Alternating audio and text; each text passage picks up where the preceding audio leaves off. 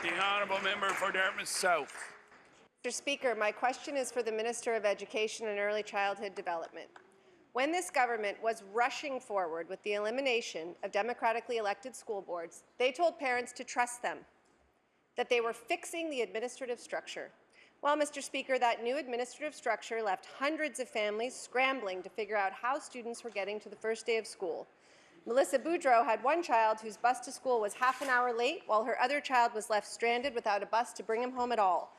Mr. Speaker, I know that the minister has announced a review of busing, but will he take responsibility for this complete failure to keep students safe by providing parents with clear, reliable, timely information about bus routes and schedules? The Honourable Minister of Education.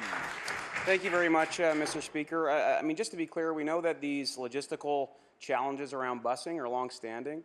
These are not new challenges that have been brought about by governance changes to the system. However, now that we have changed the governance of the system, the province can play an active role in looking at busing policies from one end of the province to the other and ensuring that best practices are applied. And particularly, we're going to be looking at HRM. The Liberal caucus members from HRM have been very energetic in their presentation of the concerns in their communities around busing, Mr. Speaker, and we're going to be very focused on finding solutions to those parents who dealt with worry and concern over the location of their students, because we know that we need to do better. Thank you. The honourable member for Dartmouth South. Mr. Speaker, for all the government's fondness about talking about previous governments, the department has had months to fix this problem. Mr. Speaker, without school boards, parents no longer know who to contact when there are problems. The promised Provincial Advisory Council has yet to be appointed, and new plans for enhanced school advisory councils were released last week. Parent Courtney Rubal called Stock Transportation, who told her to call the school. She called the school, who told her to call Stock. Mr. Speaker, it does not instill confidence when something as basic as busing, getting our children to school, seems like more than this department can handle. Mr. Speaker, will the minister today provide parents with a direct line to his office that they can use to get access to accurate busing information?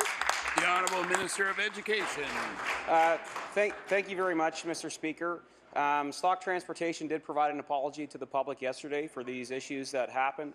Also, the Regional Centre for Education has sent out contact information to every parent that will provide them a direct link to a person in their office to answer their operational questions. I do think it's important to note that according to the region, 97% of the buses did arrive on time, but of course that's not acceptable for the group of parents that dealt with delays and the students that were on buses for longer than there should be.